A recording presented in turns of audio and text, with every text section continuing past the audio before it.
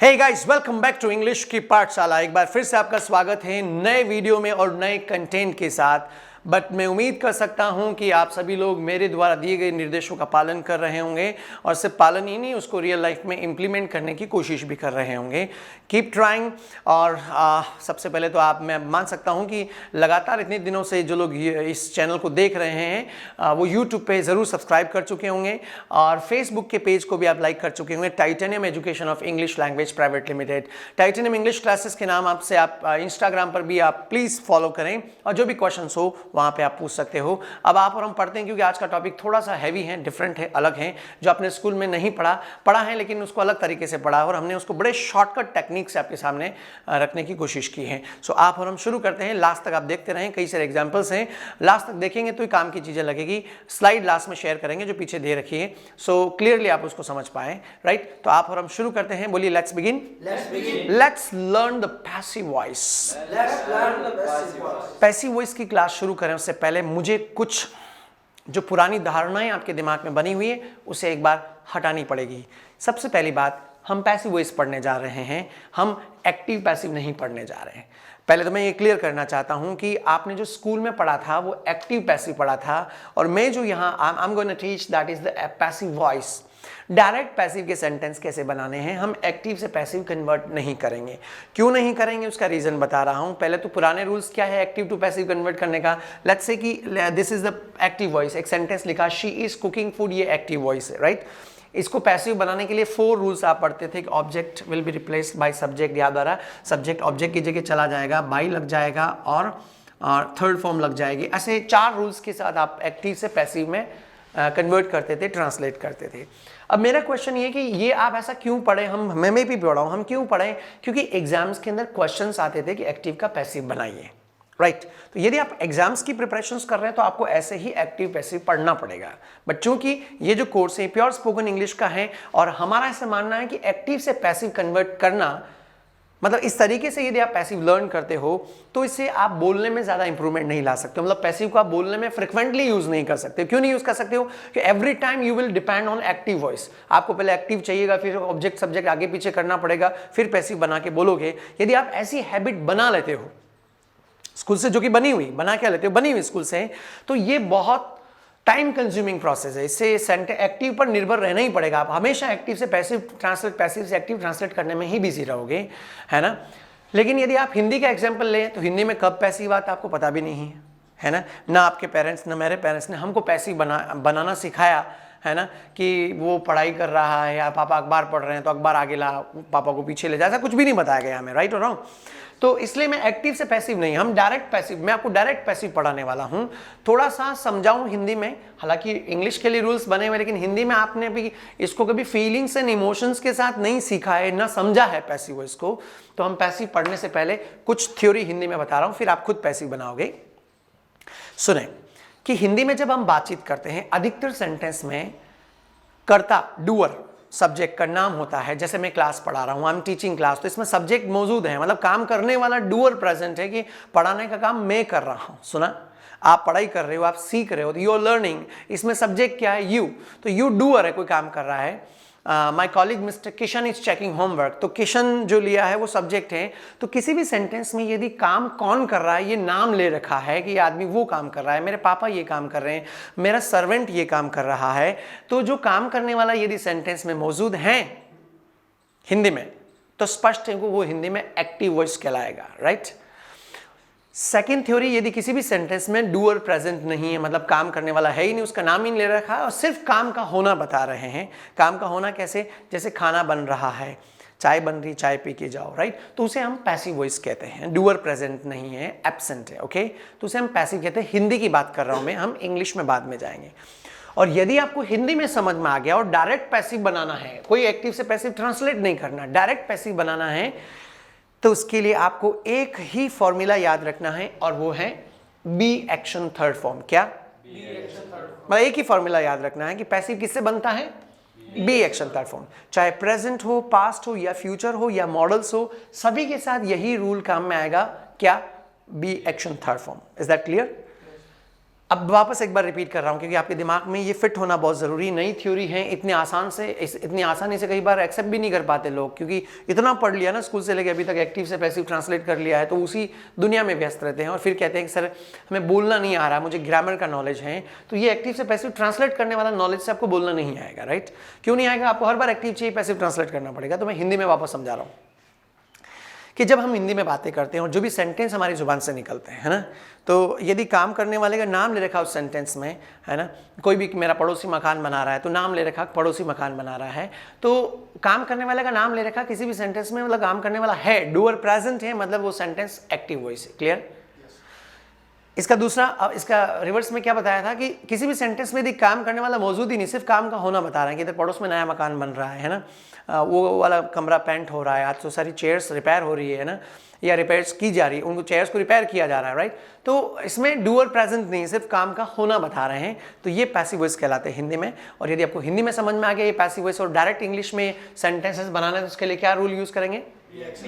Very nice, B action third form use करना है। Okay, कैसे? मैं एक एग्जांपल दे रहा हूं। जैसे मैंने कहा कि इधर नया मकान बन रहा है पास में, या नया मकान बनाया जा रहा है, दोनों में डूअर एब्सेंट है ना, शब्दों को फॉलो ना करें, सिर्फ काम का होना बता रहे हैं कि इधर नया मकान बन रहा है या नया मकान बनाया जा रहा है, राइट?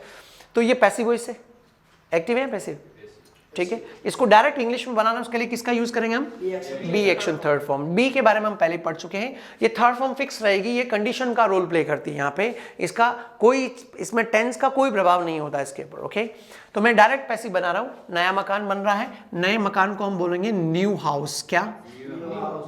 ठीक है, अकेला है इसलिए इज सिंगुलर है ना, न्यू हाउस इज। पैसिव के लिए बी एक्शन थर्ड फॉर्म उठाकर यहां रखिए, न्यू हाउस इज बी। और कंस्ट्रक्ट बनाने के लिए बिल्ड यूज कर सकते हैं, बिल्ड की थर्ड फॉर्म बिल्ट, या फिर कंस्ट्रक्ट यूज कर सकते हैं ना, कंस्ट्रक्ट की थर्ड फॉर्म कंस्ट्रक्टेड। अब समझना, अभी पूरा नहीं हुआ है। मैंने क्या कहा? नया मकान बन रहा है इधर पास में पड़ोस में, तो न्यू हाउस पैसिव है अपने का, passive be action third form से बनाएगा, तो मैंने बनाया new house is be third form be और कंस्ट्रक्ट की थर्ड फॉर्म कंस्ट्रक्टेड। लेकिन कहा क्या? नया मकान बन रहा है, मतलब कंटिन्यूस वे में यदि आप बता रहे हो, आप सभी जानते हो कंटिन्यूस काम के लिए हम क्या यूज करते हैं? आईएनजी। तो यहाँ आईएनजी कभी आप वर्ब पैसिव में कभी भी एक्शन का रोल एक्शन प्ले करते ही नहीं, टेंस परिवर्तन होता है ना, वो बी ही परिवर्तन करेगी, राइट? तो बी के साथ आईएनजी लगाकर उसको कंटिन्यू बनाइए, बोलो new house is being constructed here. एक बार फिर से बोले, जो भी टेंस परिवर्तन होगा वो बी से होगा, थर्ड फॉर्म से नहीं होगा। थर्ड फॉर्म यहाँ पे सिर्फ मुखौटा है, सजा के रखा हुआ, सिर्फ काम का मीनिंग देने के लिए, राइट? बाकी इसको आप कंडीशन इमेजिन कर सकते हो कि ये कंडीशन की तरह काम में आ रहा है, टेंस परिवर्तन कौन करेगा? बी करेगा। क्लियर है यहाँ तक? ठीक है, मैं एक एग्जाम्पल और देता हूँ। मेरा सर्वेंट बेंचेस रिपेयर कर रहा है, एक्टिव है पैसिव? एक्टिव। नाम ले रखा मैंने, सर्वेंट बेंचेस रिपेयर कर रहा, तो एक्टिव है। देखिए उधर बेंचेस रिपेयर हो रही, बेंचेस को रिपेयर किया जा रहा है, पैसिव है ना, क्योंकि डूअर एब्सेंट है, सिर्फ काम का होना बता रहे हैं।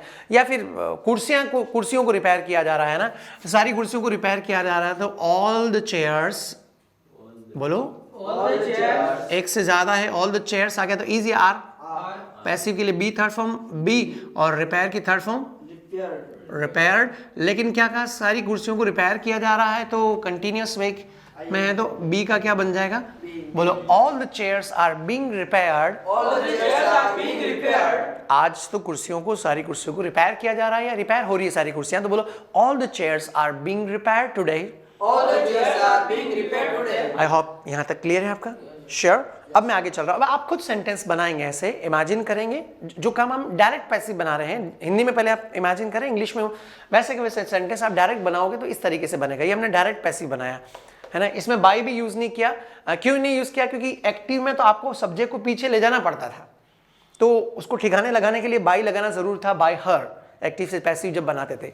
लेकिन हम डायरेक्ट पैसिव बना रहे हैं, जो काम प्रत्यक्ष नॉलेज में वहां बाई लगाने की जरूरत नहीं है। यदि आप हॉलीवुड मूवीज में देखोगे तो आपको क्लियर कट दिखेगा, वहां जरूर नहीं। अच्छा, बाई कब लगाना है? जहां नीड हो, जरूरत हो, वहीं पे बाई यूज करना है। ओके, बट यदि आप कोई कंपटीशन एग्जाम्स दे रहे हो, स्कूल के एग्जाम्स तैयार कर रहे हो, तो फिर आपको एक्टिव पैसिव ही लर्न करना पड़ेगा। हम स्पोकन की बात कर रहे हैं, ऑलराइट, क्योंकि ये रूल्स के अनुसार इसके मार्क्स हैं, है ना। अब मैं पास की तरफ जा रहा हूं, है ना। कल की बात है, मैं कैलाश के घर के इधर से निकल रहा था, मैं नाम ले रहा हूँ है ना, कि आपकी मम्मी कोई स्पेशल डिश बना रही थी, आपकी मम्मी कोई स्पेशल डिश बना रही थी, नाम ले रखा है, स्पेशल डिश कौन बना रहा था, तो ये सेंटेंस हिंदी में एक्टिव है या पैसिव है? एक्टिव है, नाम ले रखा, आपकी मम्मी डिश बना रही थी, राइट। यदि मैं कहूँ कि आपके घर से इधर निकल रहा था, कल मैं आपके घर में कोई स्पेशल डिश बन रही थी, ये पैसिव है। स्पेशल डिश बन रही थी या स्पेशल डिश बनाई जा रही थी कल आपके घर में, डूअर एब्सेंट है, सिर्फ काम का होना बता रहा हूँ। कल स्पेशल डिश बन रही थी, अब कल बन रही थी, कल मतलब पास्ट, आप सभी जानते हो, और पास्ट मतलब कौन सी फॉर्म? Second form. और इज एम आर की सेकंड फॉर्म क्या होती? Was verb. Is am are की सेकंड फॉर्म। तो जो काम पास्ट में कंटिन्यू बता रहे हो, तो स्पेशल डिश बन रही थी आपके घर में, तो पहले तो जिसको इंपॉर्टेंस दे रहे हो उसको आगे लिखो, स्पेशल डिश, है ना। और कल की बात है तो इज एम आर की जगह was verb, special dish was, और पैसिव है, स्पेशल डिश बन रही थी, तो पैसिव किससे बनता है? बी एक्शन थर्ड फॉर्म, उठाकर यहां रखो, स्पेशल डिश वॉज बी, और प्रिपेयर की थर्ड फॉर्म प्रिपेयर्ड, और कंटिन्यू चल रहा था तो बी का क्या बन जाएगा? बोलो, special dish was being prepared in your home, right. Special dish बन रही थी या बनाई जा रही थी, ठीक है। एक सेंटेंस और लेते हैं हम लोग। मैं कल उधर रास्ते से जा रहा था, कुछ लोग मंदिर को सजा रहे थे, शायद कोई फंक्शन है, कोई फेस्टिवल है, कुछ लोग मंदिर को सजा रहे थे। ये सेंटेंस एक्टिव है या पैसिव है? नाम ले रखा, कुछ लोग मंदिर सजा रहे थे, लेकिन हम ऐसा भी तो बोलते हैं ना, अरे मैंने देखा उधर मंदिर सजाया जा रहा था कल, है ना, मंदिर सजाया जा रहा था, तो एक्टिव या पैसिव? तो आप स्पेशल डिश की जगह जिसको इंपॉर्टेंस दे रहे हो वो सबसे पहले आएगा ना, टेम्पल, और कल की बात है तो इज एम आर या वॉज वर्ब? टेम्पल वॉज, और पैसिव के लिए बी थर्ड फॉर्म, पैसिव है ना, बी, और सजाने को क्या बोलते हैं? डेकोरेटेड, थर्ड फॉर्म आएगा, तो बी थर्ड फॉर्म रख दिया। लेकिन जब मैंने देखा मंदिर को सजाया जा रहा था, तो बी का क्या बन जाएगा? बीइंग। बोलो, temple was being decorated yesterday. Comfortable? Sure? तो ये डायरेक्ट पैसिव बना रहे हैं हम लोग, कोई एक्टिव से पैसिव ट्रांसलेट नहीं कर रहे। अब आखिरी मोमेंट में मैं आ रहा हूं, सुनिएगा ध्यान से। यहाँ रोल कौन प्ले कर रहा है? मेन। टेंस परिवर्तन कौन कर रहा है? बी कर रहा है। थर्ड फॉर्म तो मैंने कहा सजा के रखा हुआ है, इसका कोई चेंज नहीं होगा टेंस के अनुसार इसमें, ओके। बी के बारे में हम पहले पढ़ चुके हैं। बी की फर्स्ट फॉर्म क्या होती है? इज एम आर, खुद बी और इज एम आर, याद है आपको? हाँ। और बी की सेकेंड फॉर्म क्या थी? Was were, very nice. और बी की third form be double e n, been. तो ये आप याद रखें, पहले हम पढ़ चुके हैं, लेकिन प्रॉब्ली आप में से कुछ लोग पहली बार आए हो, तो मैं वापस बता रहा हूँ कि यहाँ बी ही टेंस परिवर्तन बता कर रहा है। बी की first form is am are, second form was were, third form क्या है? बीन। अब हम पहले मैं पुराना वाला रिवाइज करवाता हूँ। हमने पढ़ा था कोई भी काम जो कंटिन्यू चल रहा है वो कभी ना कभी खत्म तो होगा। मैं खाना खा रहा हूँ, मैंने खाना खा लिया। मैं चाय पी रहा हूँ, मैंने चाय पी ली है। मैं क्लास पढ़ा रहा हूँ, मैंने क्लास पढ़ा दी है। तो कोई भी काम खत्म हो जाता है, यदि आपको याद है, उसको बताने के लिए हैज़ और हैव के साथ कौन सी फॉर्म यूज करते हैं? Third form. You remember? ये सारे टॉपिक्स हम पढ़ चुके हैं पहले। कोई भी काम समाप्त हो जाता है, उसको बताने के लिए हैज़ हैव के साथ कौन सी फॉर्म यूज करते हैं? थर्ड फॉर्म यूज करते हैं, राइट। फॉर एग्जाम्पल कि मैं किताब लिख रहा हूँ, बोल I am writing a book, और मैंने बुक लिख ली, तो आई हैव के साथ third form I have written a book. अब ये समझना जरूरी, कोई भी काम यदि आप समाप्त होना बता रहे हैं तो हैज हैव के साथ थर्ड फॉर्म होना जरूरी है। थर्ड फॉर्म होगा तभी ये पता चलेगा कि ये काम समाप्त हो गया है, राइट। तो ये हैज हैव के साथ third form fix permanent structure है, राइट। यदि मैं कहूं कि मैं एक नई किताब पब्लिश कर रहा हूं मार्केट में, एक्टिव या पैसिव? नाम ले रखा, मैं पब्लिश कर रहा हूं, खत्म हो गई, जिस दिन पब्लिश हो जाएगी मैं आपको आके कहूंगा कि मैंने नई किताब पब्लिश कर दी है। एक्टिव या पैसिव? एक्टिव ही है। नाम ले रखा, मैंने नई किताब पब्लिश कर दी है, काम खत्म हो गया है, राइट। तो एक सेंटेंस तो ये कि मैंने किताब पब्लिश कर दी है, इसमें डूअर का नाम ले रखा है। दूसरा सेंटेंस आपको पता है, नई किताब पब्लिश हो चुकी है मार्केट में, नई किताब पब्लिश हो चुकी है, या दूसरे शब्दों में नई किताब पब्लिश हो गई है, ये पैसिव वॉइस है। क्लियर है? तो हम डायरेक्ट पैसिव बनाएंगे। नई किताब को हम बोलेंगे न्यू बुक। क्या? New book. मेरी नई किताब पब्लिश हो गई है, पब्लिश करने वाले का नाम नहीं लिया, डूअर एब्सेंट है। नई किताब पब्लिश हो गई, काम खत्म होना बता रहा है, न्यू बुक के साथ हैज अकेले ही है, सिंगल है, तो उसके लिए हैज यूज करेंगे। पैसिव किससे बनता है? बी एक्शन थर्ड फॉर्म, तो उठा के रख दीजिए, न्यू बुक हैज, और बी और पब्लिश की थर्ड फॉर्म पब्लिश्ड। आया समझ में? नई किताब पब्लिश हो गई है, न्यू बुक हैज सिंगुलर है, पैसिव के लिए be third form, be published. But अभी इनकम्प्लीट है। कोई भी काम खत्म हो जाता है तो हैज हैव के साथ कौन सी फॉर्म से बताते हैं? नई किताब पब्लिश होगी, काम खत्म होना बता रहे हैं, तो न्यू बुक हैज के साथ क्या यहाँ पर हैज के साथ थर्ड फॉर्म है? इस पर तो नजर डालना ही मत प्लीज, ये तो कंडीशन की तरह मैंने पहले भी बताया, ये तो मुखौटा बना के रखा हुआ है, टेंस परिवर्तन यही करेगा, राइट। तो हैज के साथ थर्ड फॉर्म होगा तभी जाके वो प्रेजेंट परफेक्ट टेंस कहलाएगा। स्कूल में क्या हमें रटवाते थे इस चीज को कि कंटिन्यूअस टेंस में बीइंग आता, क्यों आता हमने भी बताया रीजंस के साथ, है ना। तो यहाँ पे थर्ड फॉर्म होगा तभी पता चलेगा काम खत्म हुआ है। हैज के साथ थर्ड फॉर्म क्या करें? बी की थर्ड फॉर्म होती क्या? बताया था ना, बी की थर्ड फॉर्म क्या होती? बस लाके रख दीजिए, बोलो नई किताब पब्लिश हो गई है, new book has been published, बोलो new book has been published, पूरा देखकर बोलो नई किताब पब्लिश हो चुकी है, new book has been published. Clear है सबको? श्योर?